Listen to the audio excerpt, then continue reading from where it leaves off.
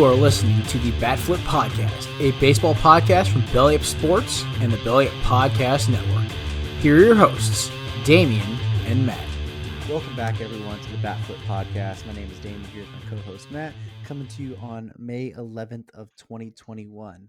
Gonna do a couple weeks wrap up here as we missed last week's episode to me doing having some internet issues and had a pretty busy couple weeks. But before we jump into all of that, how you doing, Matt? Doing pretty good. Just hanging out and not too much going on. I actually closed on my house last week. I bought a townhouse here in Birmingham, and that's been pretty cool. So I'm gonna be real busy from that. But everything's going well here. How about yourself?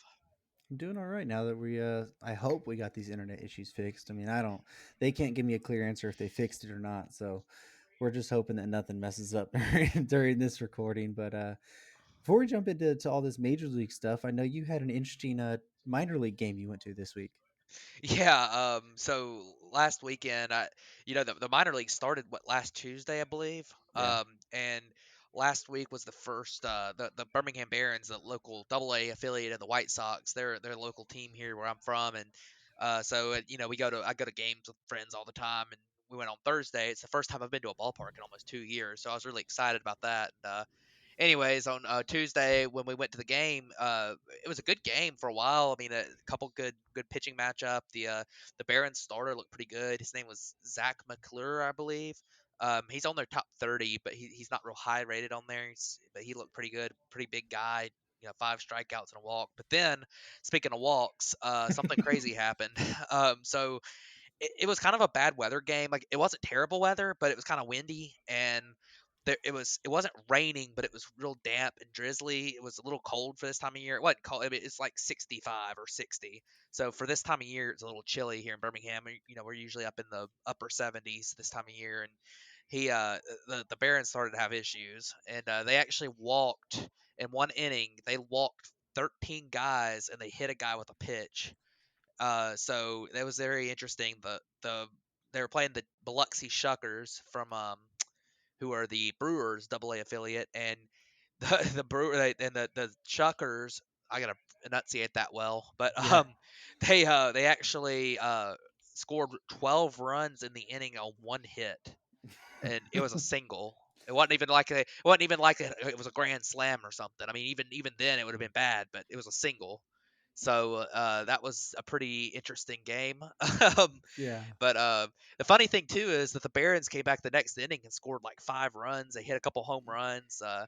Micker Adelpho, who's one of the top 10 prospects for the White Sox, hit a home run. So he was an interesting guy to watch. Got a lot of power. But it was fun. It was such a good experience to be back in the ballpark for the first time in almost 2 years, and I'm planning on going to a couple major league games here sometime soon. So very exciting to have fans back in ballparks. The fact that this is the first weekend that we've had full crowds, other than just that one game on opening day for the Rangers, as the Braves have opened to full capacity now. So they had sellout crowds on Friday and Saturday night of close to 40,000. So really fun stuff, but yeah, interesting game. That's no doubt. I don't think I've ever seen 13 walks in an inning before. Yeah. When you came back Thursday night and got on and while we were playing the show and told me that, it blew my mind. But speaking of the capacity crowd, so LA is so weird that they're going to get ready to open it to where they can go up to 67% capacity, right? But due still to the like 6 foot guidelines that you have to be in, the Dodgers can't sell any more tickets than they already sell at 33% capacity because they have to keep the 6 foot distance between the pods. So Yeah, so that I makes no sense. yeah, But I don't know. anyways, it's turning around. More vaccines are getting pushed out. More teams are opening up to 100%. So hopefully by the middle of this summer, we'll have 100% everywhere. So Yeah, hopefully. I think it'll gradually happen too. You'll see one team start it, and then, I would imagine probably the Texas teams. The Rangers already had one game like that, so I imagine they'll end up bumping up back up to full capacity soon. The Astros probably, and you'll see the big cities and the, in different markets probably get bumped up, later in the year, like LA teams, the New York teams, Chicago teams. You'll probably see them later on, but yeah, it's good to see fans in the stands. So that's no doubt. Well, let's go ahead and jump into our wrap up. We're just going to do kind of our standard episode this week. No special kind of conversations happening, but starting with the American League East, Boston's leading this division still 22-14. What have they been? I had the wrong one up. They have been 6-4 over their last 10. The Yankees have kind of made their push kind of back up to where they're now 3 games back of Boston. They've been 7-3. Main thing with this division that we had happen this week, though, is John Means from the Baltimore Orioles threw a no hitter. Yeah, that was very entertaining. John Means is a guy who had a really good year before last. It wasn't really like an elite pitching season, but for the team he was on, he was their best pitcher. He was actually their representative in the All Star game. So he has been an All Star before, although it was more of the fact that he was the best player on a horrible team, more so than the fact that he was like a super All Star worthy pitcher then. But this year he's been legitimately All Star worthy, and he capped it off with a fantastic game. It might have been the best pitched game I've ever seen. Because the only base runner he allowed was on a drop third strike. So, it was basically a perfect game. It won't go in the record books as that, but he didn't give up any runners himself. No hard hit balls at people that ended up being errors. No walks. No hit by pitches, which we've seen so many times this year. Ruined perfect games, or I think twice. And so it was really cool to see that. And he's been a guy who's been on fire to start the season on the mound. And I think he's pitching tonight against the Mets. So I don't know how he's doing tonight, but so far this year, it's been a very, very good breakout season for John Means. Yeah, last time I checked on Means, he had gone 6 scoreless tonight against the Mets at least. But man, I had a thought and I totally lost it on the whole John Means thing. Yeah, yeah. Toronto. Means pitched 6 shutout innings. And the Orioles are up 2-1. Yeah, I think when he left, it was 1-0. Yep. But Toronto's been also dealing with some injuries in this. We've talked about Kirby Yates being out for the year. Their big prize free agent signing had been George Springer.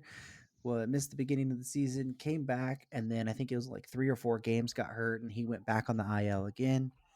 And then a little bit of Tampa Bay Rays news. They designated Yoshi Susugo today for assignment. So Yeah. So the injuries for the Blue Jays is a problem. Springer is a really good player. He's played good when he's played this year too. So that stinks. Then Yoshi Sugo, that was kind of kind of expected at some point. I mean, he hadn't really produced to the level that he needed to stay on that team. So unfortunate, but yeah, I was really hoping when he came over that he was supposed to be one of the most feared power hitters, and that just never really translated over. So yeah, it's really random how that works with the translating over, because some guys seem to do it effortlessly and some guys seem to really struggle. I know it seems to me at the current stage that pitchers translate over better than hitters do. From Japan and at least. And and that's really weird considering that they pitch only 1 day a week over there. They have a smaller baseball, and you would think that it would be harder for them to transfer over rather than just maybe using a different kind of a bat or something. yeah, For hitters, but obviously hitters are facing more velocity over here and more breaking style pitches rather than over there.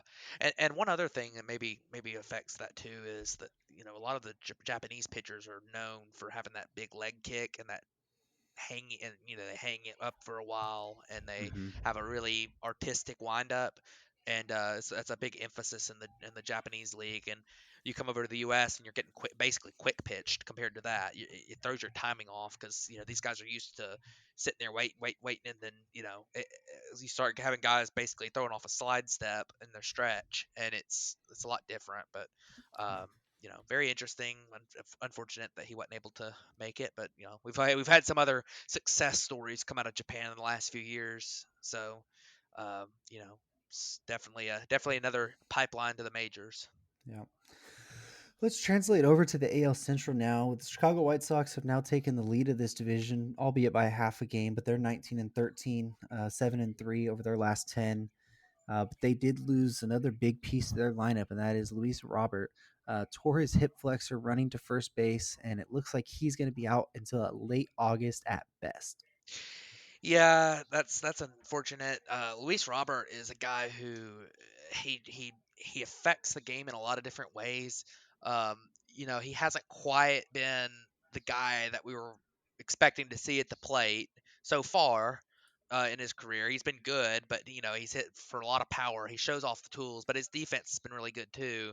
And he's got a good arm, and he's a good base runner. He does a little bit of everything. And obviously with some experience, you would expect that his bat would continue to start playing up more and more as he eliminates some of the swing and miss in his game. But he's a really good he's a really good player, and you hate to lose him. That they're going to miss two of their outfielders for an extended period now. It's Eloy Jimenez has been out, and now you've got Luis Robert being out. So that's really tough. Yeah, Cleveland's right behind him at 19 and 14 in this division. Like I said, a half game back. They've been 8-2 over their last 10, playing some really fantastic baseball. Kansas City, the Royals, they've kind of fallen back down to earth. Last time we recorded, they were top of this division. Well, they've been on, at least over their last 10, a 1-9 skid, down to 16 and 17, 3.5 games back. Minnesota really hasn't turned around anything. They are 5-5 over their last 10. 12 and 20 overall, and they also lost Byron Buxton to the IL again. Yeah, the Twins are a mess. I mean, they just don't have much going for them right now. They're bad defensively, especially without Buxton out there because he is, really Buxton and Simmons are their two good defensive players, and around the horn, they're just not that good elsewhere. I mean, they've struggled at second base, whether it's Polanco or Arias. They've struggled at Josh Donaldson's been in and out of the lineup, and he's typically a good defender, but he's also aging. And then in the outfield, I mean, Kepler and it's just not. It hadn't been the year for the Twins, and their bullpen struggled at times. Their starting rotation struggled. Kenta Maeda hadn't been, the guy that he was last year. It's been a mess for them. There's still time to turn it around, but I think I read something yesterday where they would have to play 600 ball the rest of the season just to make it to 90 wins, which you would expect to need to make it to 90 wins to beat the White Sox. So that's going to be really a tough hill to climb. So uh, I really am worried about the Twins in that division.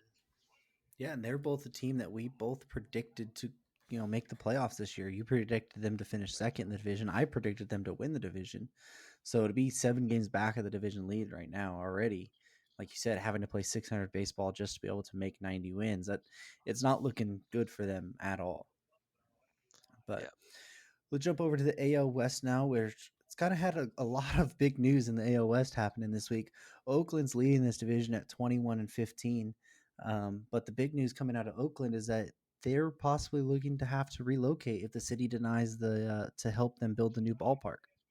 Yeah, that's something that's been rumored for a while is that they might look elsewhere if if the city doesn't help them. And I mean, Oakland needs a ballpark bad. I mean, they're playing at the Coliseum. It was one of those back in the 70s and early 80s. A lot of places were trying to build these mixed use stadiums where you could have a NFL team and a Major League Baseball team, and any kind of other events that you might have, whether it's a big soccer game or a something like the Olympics or something in these stadiums. And that was a big move. Then you had like the stadium in Atlanta, Fulton County Stadium. You had the stadium in the river, on the river in Three River Stadium up in, I think that Mm-hmm. was in Cincinnati. You had several of those. The Astrodome is another example. But that's obviously not the wave right now, and the Oakland still has one, and it's aging, and nobody likes it, and the sight lines in the stadium are not good. I don't know what kind of part of town it's in, but that's a big problem for some aging stadiums. I don't really know too much about that, but the good news for Oakland is that they do have a proposal on the table for a new stadium there, in that it would be like a kind of like how the Braves did theirs with kind of a mixed use district in the city. I believe you said Oakland's was going to be on the water, right? Like on the bay. Yeah, it's supposed to be right near the bay. I think they said it's supposed to have like 3,000 affordable housing units. It's supposed to have a new hotel, office space, rental Yeah. properties, all kinds of stuff. And then, like you said, be a mixed use thing to where they can have concerts and all Oh kinds of other yeah. stuff there. So yeah, it would be a real cool like district for their town, and that the A's were willing to pony up some money to put their new stadium there, and the A's are a team that I think desperately needs that money. I think they're a team that the ownership isn't that stingy, but they're just don't have enough money in general to fund extra on a major league team, and it's kind of a a vicious cycle because they're also not having enough fans come out to their games there to really to fund them. So I mean, every year you're cutting more salary. It's kind of like the same thing with the Rays. Every year you're cutting more salary, and then people aren't going to want to watch because they're not able to watch a good team. And of course, Oakland's still been pretty good, but it's just one of those things where it's tough for I know from experience it's tough to watch a team year after year where every time you get a good player it seems like they go sign elsewhere. So even if your team does kind of stay good, I think especially a lot of casual fans like that continuity. They like having that 20-year guy that stays on your team. The Right. the Mariano Rivera type, or Derek Jeter, or the Chipper Jones, or someone like that. That I think that's a big deal for them. So um, Yeah, and the proposal that Oakland has out there, it's for a $12 billion total, total cost for the whole thing, and the owners basically said that he's willing to commit $1 billion to the stadium alone, just to help build the stadium, and then he's asking for the city and everything to help with the rest of it, with the housings, with all the other stuff, because the city's going to get revenue from that as well. Um, and it just seems that they're at odds because the city doesn't want to really bulk up all of that. So it's definitely something that we're going to keep watching. There was a time where it was thought they could do a split season between Oakland and Montreal, or maybe that was Tampa Bay that was doing it, but I think that was Tampa it might Bay have that been was Tampa talking about Bay. doing that. Yeah. But that's been an option that people have talked about, even for, like we talked about the Tampa Bay Rays. So who knows what's really going to happen here? I think this is just kind of the one of the media kind of foots and trying to play strong arm through the media. So it's definitely going to be something that we're going to be watching out for, because I believe they said the vote's going to be in the next month or so. So Yeah, we should have it's coming an up idea. soon for sure. But in this division, we have the Oakland. We have Houston at 18 and 17. Seattle's tied with them as well. The same thing, 2.5 back. Big news out of Seattle is that it seems like they're going to be calling up the number 4 overall prospect in baseball, Jared Kelenic, on Thursday. Yeah, Jared Kelenick's a really good looking prospect. Got a sweet lefty swing, probably the best swing in the minor leagues right now, and just smooth wise, and it's a really good. He's a really good looking guy. He doesn't, he's going to play an adequate defense in the corner outfield, but he's a guy who, I mean, is he's one of the guys who you expect him to come up and you know be an all-star caliber player at some point in this the next few years. He might not do it immediately. He might not take the Juan Soto track to immediately just take off in the majors, but he might take the Vlad Jr. track where he needs to figure things out for a year or two, and then he's on the path to stardom. So but he's a guy who I really like. Jared Kelenic. The Mariners need him. Right now they've struggled some lately. They had led the division for a while, and they're a they've got a pretty neat little young team. I mean, you got J.P. Crawford at shorts, played well in his time with the Mariners. Kyle Lewis was last year's Rookie of the Year. You still got Mitch Haniger out there who's played pretty well this year.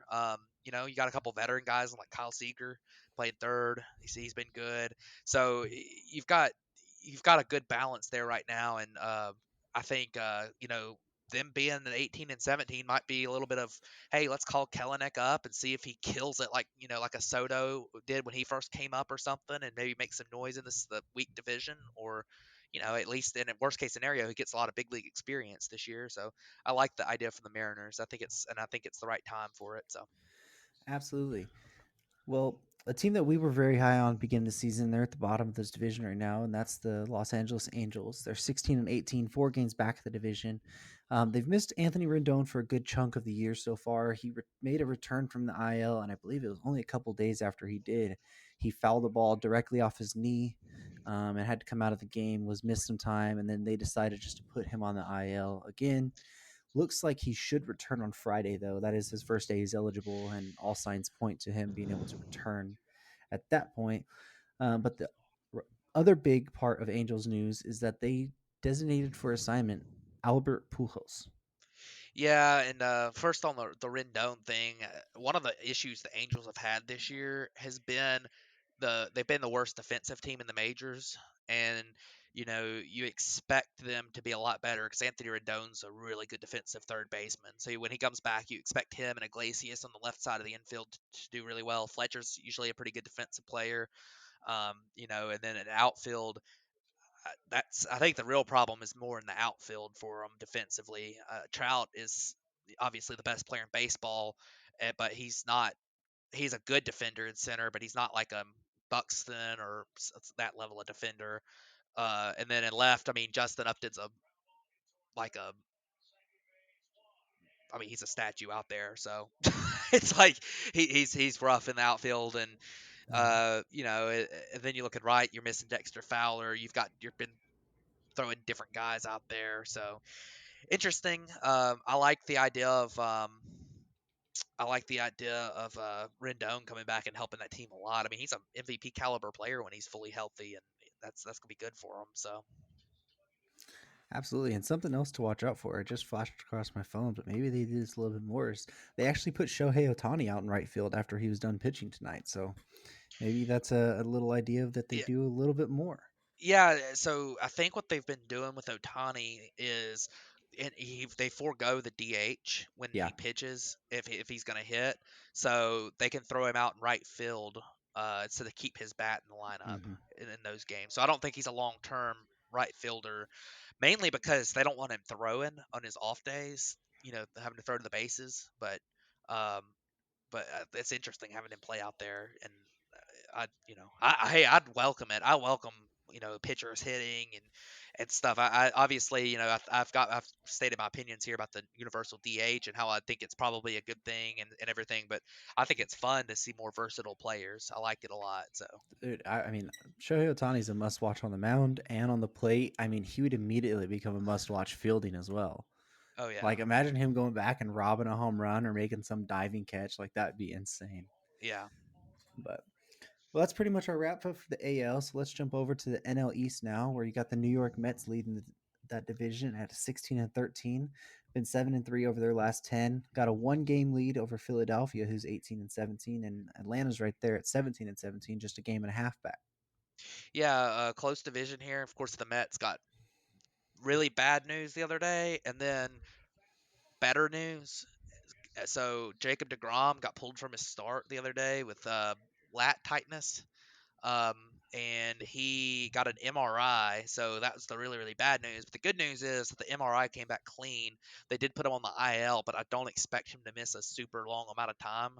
And I mean, he's been an MVP level pitcher so far this year, so he's been really good, and uh, hopefully he doesn't miss too much time. But of course, those lat injuries and those side injuries for guys like for guys for pitchers, especially ones that throw so hard like Degrom, those are never a good thing and they can linger. So hopefully he's back full strength because it's good for the game when he's really good. But but yeah, the Mets are leading it. Lindor's been really really rough this year. He started to swing a little bit better this week. I think everyone kind of expects him to be better than he's been so far. And you've other news, the Braves making a couple signings. Yeah, so the Braves signed Shane Green to a 1 year, $1.5 million deal. Has a prorated salary or something, so I think it ends up being like 1.1 after it's all said and done. And then they made a couple minor league deals. They re-signed Tyler Flowers to a minor league deal, which is kind of interesting. We were talking beforehand. They had brought him on as like a catching coach or something. And then their main catcher, Travis d'Arnaud, injured his thumb and is going to miss quite a bit of time. So they were down to like Alex Jackson, Alex William. ja- Alex But Jackson's out too. oh, is he? Yeah, Oh, he's on the IL with hamstring injury, so well, there they're you down to go. William Contreras and Jeff Mathis. So at that point, then they signed Tyler Flowers, who had been on that team. I think he was on there last year too, wasn't he? Yes, he Yeah, was. so he had been there for the past couple years. They re-signed him to a minor league deal, let him go and get some minor league ABs, and potentially call him up pretty soon. And then they signed Tanner Roark to a minor league deal as well. Yeah, so the big deal here is Shane Green. The Braves have really struggled uh, with their right-handed pitching depth in the bullpen. They've really had nobody there. I mean, Luke Jackson's done okay job filling in. His peripherals look horrible, but he hadn't given up a lot of runs. But I mean, other than him, they've had a revolving door there. Jacob Webb's pitched some, Nate Jones pitched some, uh, Carl Edwards Jr. pitched some. Jones and Edwards have both been DFA'd since. Josh Tomlin's pitched some in higher leverage situations, which I think everyone would agree isn't the role that he would really be good at. And I like the idea of potentially. Um, I like the idea of potentially, putting Shane Green in there, and then Chris Martin's likely to come back probably Thursday, so that's a good sign too. They need him. They need him healthy. So the Braves might get two good right-handed relievers, in the next 2 or 3 days back. And of course, Shane Green will probably be a week or two before he's ready. And then Tyler Flowers, they needed another backup catcher. I think William Contreras is going to be the starter, but they need some more. They need somebody else for depth reasons because Jeff Mathis is Jeff Mathis, and and then Tanner Roark. I mean, he just maybe rotation depth. You might be looking at a guy who can maybe pitch out of the bullpen or something. I don't know. I mean, he's a veteran pitcher that's been around a lot that you might as well grab for he's basically free. So He'll be an innings eater pretty much. So yeah. if they do need that to come up. Little news on Miami: Sixto Sanchez is getting closer to a return. He's been throwing up to 120 feet, and they're hoping that he gets back on the mound in the next week or two, and that he can make some sort of return to the big league club sometime in June. So little side note for the Marlins.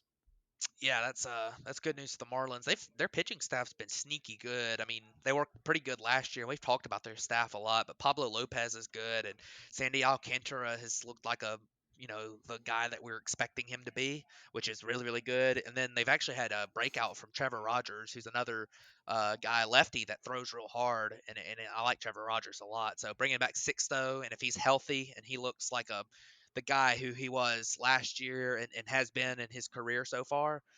Look out for the Marlins pitching rotation. They could be a pesky team, even though they still need a lot of help in that lineup. Absolutely. Well, let's jump over to the NL Central now, where we got the St. Louis Cardinals kind of taking control of this division at 21-14. They went 8-2 over their last 10, behind a resurgent Nolan Arenado, who's been, I mean, over the past 14 days, Arenado's batted 347 with a 407 on base and a 185 WRC plus. Yeah, the Cardinals. I still worry about their pitching going forward, but I mean, anytime you go out there and you've got a couple of really big boppers in that lineup, and Arenado, Goldschmidt, who really hasn't done that well, but he's still a good player. And then you add in Dylan Carlson's been really good this year, but when you start getting 8 and a third inning outings from 39-year-old Adam Wainwright, um, it's that's a good sign. So, the Cardinals looking pretty good. I still like. I don't know who I like in that division, honestly. I guess the Cardinals. The Brewers lineup. They've got pretty much a worst case scenario out of everybody. Yelich isn't healthy, and Keston Hiura is in the minor leagues, and their best hitter right now is probably Avisail Garcia. I mean, I don't know. Although they still have that great pitching, and then the Reds. I guess the Reds are still a threat, but it's interesting. The Pirates aren't much of a threat. Well, we didn't even mention that Corbin Burns went on the IL. Yeah, Corbin Burns has been on the IL. He should be back pretty soon, though, right? I believe so. I haven't Yeah, seen any recent news on him as well, but right. I mean, I still think maybe the favorite might be the Reds. I mean, Luis Castillo has looked terrible still. Yeah, They've missed Sonny Gray for a little bit, but he's back now.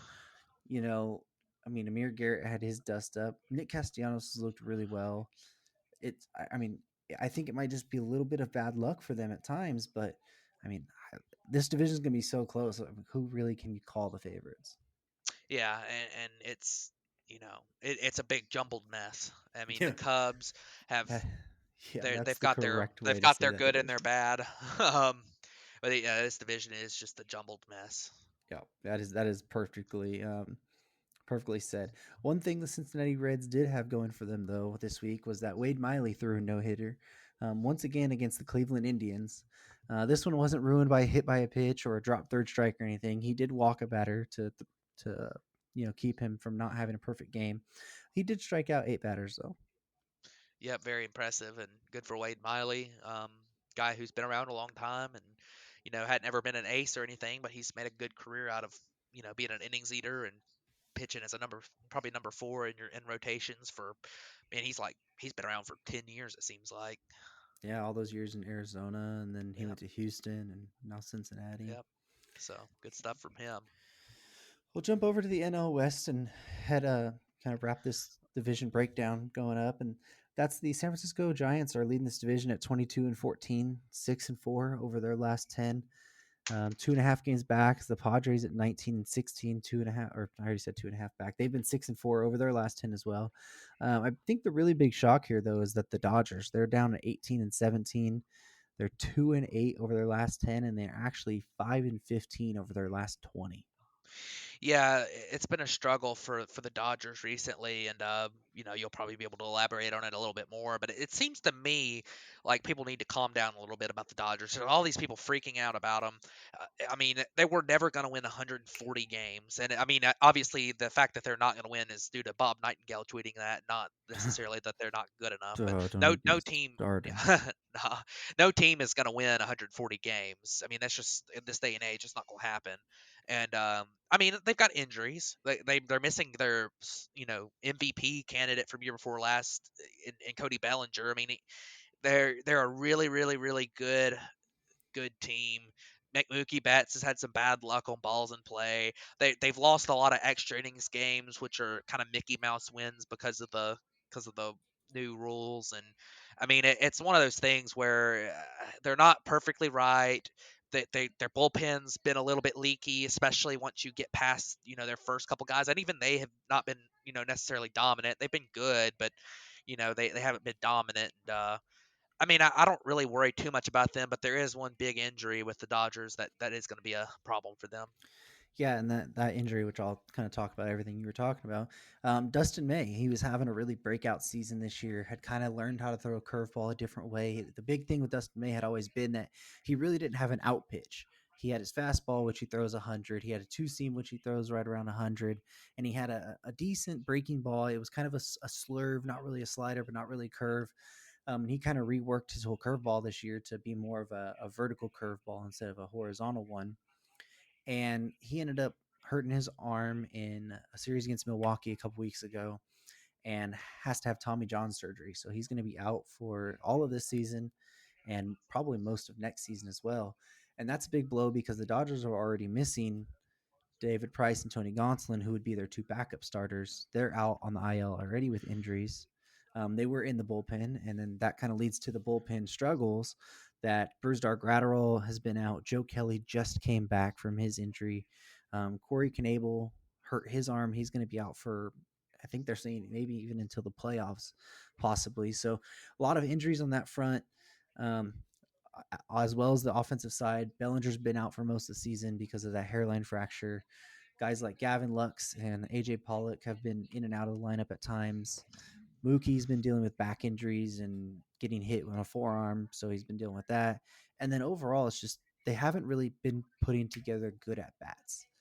They just go to the plate, and like somebody said, it just looks like they're asleep at the plate. It just looks like they have no motivation to make any hard contact or anything. And obviously, they're trying, but they have these little outbursts. Like one time they scored 16 runs, and then I think over their next, it was like 5 games or something, they scored 11 combined, and then they scored 14 on Saturday, and then they only put up 1 on Sunday.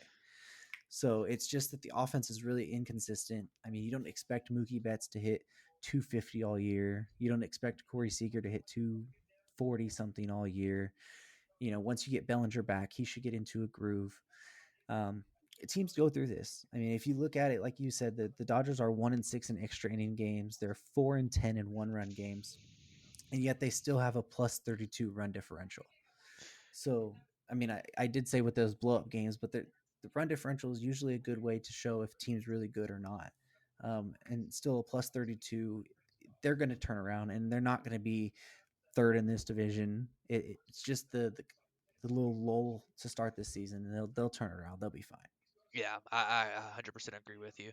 But looking at where the Dodgers have struggled, there's been a surprise team that's leading this division and has looked really good. I think they might legitimately be good, Damien, and that's the San Francisco Giants. And I think a lot of people are going to talk. A lot of people are going to talk about the Giants and the resurgence of Buster Posey and some of the guys in their lineup. But I want to talk about their pitching for a minute. The Giants have rework their pitching staff in a way that I don't know if I've seen a team have this much success with bringing guys in with peripherals that are absolutely killing it all at one time.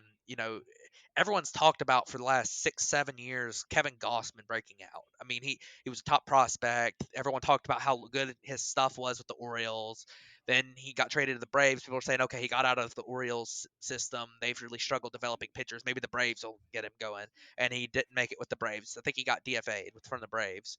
And then he got picked up by the Reds, and they pitched him out of the bullpen and the rotation. The Reds have had a great look at developing pitchers recently. I mean, they've look at how Sonny Gray turned around when he got there. Look at how Trevor Bauer ticked up when he got there, even though he was already good.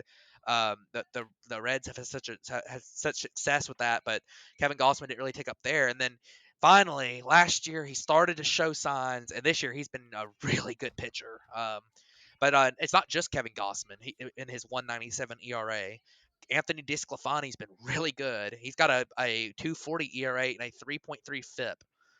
Alex Wood has been extremely good, getting the ball on the ground a ton. Not walking a lot of guys. His strikeouts have ticked up. He's been really good at 284 or a 180 ERA and a 294 FIP for him. Johnny Cueto hasn't pitched a ton of games. He's been pretty good. A 352 ERA, a 315 FIP. His strikeouts are good. He's not walking guys. It's been one of those things where it seems like this whole rotation is kind of figuring it out all at the same time, and that's fantastic news for them. To go along with the fact that their lineups had the resurgence of Buster Posey and good play from Brandon Belt, Brandon Crawford, and Longoria has played well. I mean, they've had a lot of good things happen with this team so far. No, absolutely. And I kind of want to make this little thing you were talking about, with the Reds know how to develop some pitching.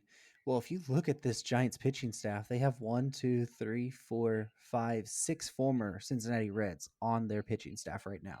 Kevin Gosman, Anthony DeSclafani, Alex Wood, Johnny Cueto, Matt Whistler, and Wandy Peralta. Now, Wandy Peralta and Matt Whistler aren't the greatest, but they, like we were saying, the Reds know how to develop pitching. That's 5 of them, and their top 4 starters, and effectively have been former Reds. A big thing I think with the Giants rotation, at least, is that the ballpark they play in. Playing in San Francisco is a major deal for them. If you look at their home and road splits, they're 14-4 at home and 8-10 on the road. So their pitchers are really getting it done at home, especially, being able to, that ballpark's so big, and especially early in the year when it's a little cooler coming off the cove, the ball won't travel as well. So it plays right into their strengths of what they want to do. And if you can play that style of baseball, they'll probably come down to earth a little bit. I don't think you'll be 14-4, 10 games over 500 at home most of the season. They might be. And you play close to 500 baseball on the road. I mean, that's what every team tries to strive for. So, I mean, they're really getting it done there, and that ballpark really is aiding what their pitchers are able to do right now. Yeah, for sure. And I was going to mention that too. The ballpark helps, but even so, I mean, you look at the strikeout and walk ratios. They're not walking guys in their starting No, rotation, and that's a big deal. So we'll see what happens with the Giants. How long they're able to keep this up. One other thing to point out with them is the fact that they do have some guys in that rotation who have been fairly injury prone. Like Alex Wood, he's got that funky delivery. He's been injury prone in his career. Johnny Cueto last few years has battled injuries several times. So, hopefully they stay healthy and are able to keep it going to a certain level, but we'll see. So, absolutely. And I hope the Giants don't keep this up, and I hope they finish bottom of the division as a Dodgers fan. I'm just kidding, Giants fans. Well, not really. Anyways, so let's jump over to our players of the week. This week's gonna be a little bit different. We're gonna basically combine the stats from the past 2 weeks and pick a pitcher and a hitter each that way. So instead of last 7 days, it'll be last 14 days that we picked these players from. My pitcher of the week I'm gonna go with is John Means. Kind of going off the no hitter thing, but he's been really good this year in his two starts over these past 14 days, not including tonight. He's thrown 16 innings, has an 11.8 uh, walk or strikeout per nine, 0.56 walks per nine, a 1.13 ERA, 2.29 FIP, and a 190 and a 190 xFIP, which is a .6 WAR. Yeah, he's been he's been terrific this year, and obviously you talked about the no hitter, and I mean, he's just been he's having a true breakout. But my pitcher I wanted to talk about is Carlos Rodon. We've had him as our pitcher of the week once already, and here he is again. This guy, if you look at his numbers from the past week, he has been, or the past 2 weeks, that is, he has been, we'll just call it good. Um, he he's had a 15 strikeouts per nine, .75 walks per nine, and when he has gotten in trouble this year, it's been via the walk, and that's not had been a problem his last 2 weeks. A .75 ERA, and his FIP has been .02, not .20, which is like an insanely good FIP. It's .02. So Carlos Rodon, man, this is all stretching on to what we're in the middle of May. I mean, this is a month and a half where he's just looked spectacular. He changed some things up with his mechanics. He changed some of his pitches up. I mean, the guy looks like the an ace right now. He looks so good, and I think I don't know. He's not gonna keep this pace up, but I think he's got onto something that might be pretty sustainable, for a while. At least it's a really good pitcher. So, great job by him reworking himself after all those injuries, and good for the White Sox for bringing him back. Yeah, it's so good to see Carlos Rodon pitching like this. He's always been a guy that I really rooted for, even though he might not have been the greatest. But it's really good to see him, having his breakout finally and coming back to the White Sox, which were a team that they kind of were ready to let him go. And then he kind of talked them into giving him one more shot. Wasn't really getting any other deals out there, and the White Sox gave him a shot, and he's rewarding them. So good for Carlos Rodon. Uh, so, who do you got for your hitter of the week? So my hitter of the week is going to be Giancarlo Stanton. He seems to be at his Miami form right now. He's hitting 447 with 500 on base and a 766 slugging over the last couple weeks, 4 homers. And you look at his Statcast metrics, and I mean, he's back to hitting the ball harder than any player in baseball, and consistently, and he's doing it without striking out quite as much as he has the last couple years. So, he's had a couple big hits. He had a walk off hit the other day on a single, and I mean, the guy's locked in right now, and if he stays healthy, it's going to be a big time help for the New York Yankees. So Yeah, Stanton's back to his MVP form, looks like. And kind of talking back to MVP type form, my hitter of this week is Chris Bryant from the Chicago Cubs. Chris Bryant's been a hot topic on this podcast about if he was going to get traded or not. And then kind of last year was a really down year dealing with some injuries. Looks like he's put all that behind him this year. Over the past 2 weeks, he is hitting 341 with a 438 on base, a 707 slugging, with a 203 WRC plus. It's got 3 homers, 6 RBIs, stolen base, 10 runs scored. He's walking over 14% of the time.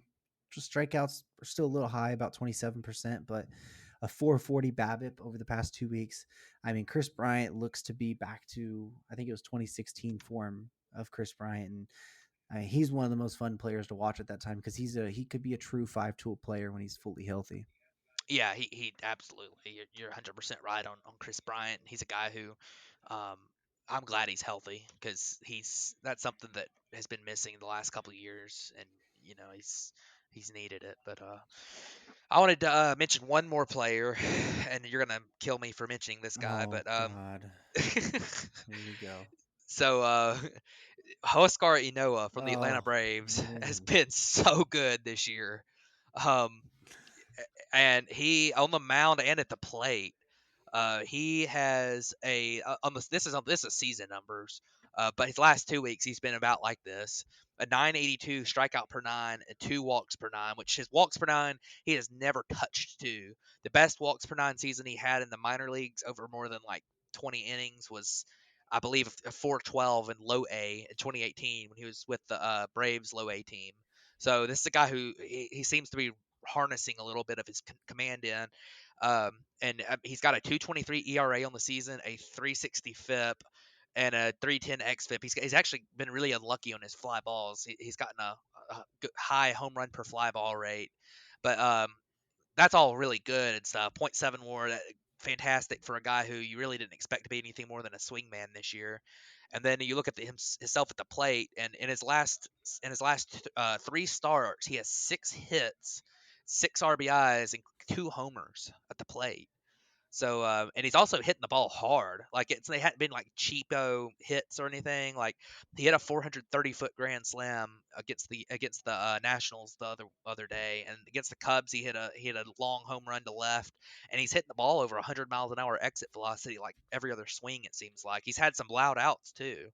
So pretty impressive from a pitcher that nobody's talked about him. Obviously, he's not Shohei Ohtani or anything like that, but he had never had a hit in the big leagues or in the minor leagues or the big leagues until this year, and to start the season he's 6 for 15, so pretty dang good numbers right there, and he's actually put up a half a win above replacement at the plate. So pretty crazy that you add those together, and 1.2 WAR from a pitcher who you didn't expect to get anything from. We'll see if he can keep it going. He's been an all-star caliber pitcher so far this year, which is more than I ever thought I'd say. So All right, that's enough Huskar Noah talk. No, it's been fun listening to you when we're on playing the show and you got the Braves game on and you're like, oh my God, Huskar just hit a home run. It was a grand slam. Like it's been funny listening to you talk about him and stuff. But give him his little recognition out here, and glad he's doing well. And that's the last thing the Braves need is another really, really good pitcher. Yeah. That can hit at the plate. So yeah, wait, what good pitchers are you talking about? Oh, I said that can hit. Well, I mean, you have Max Fried will be good.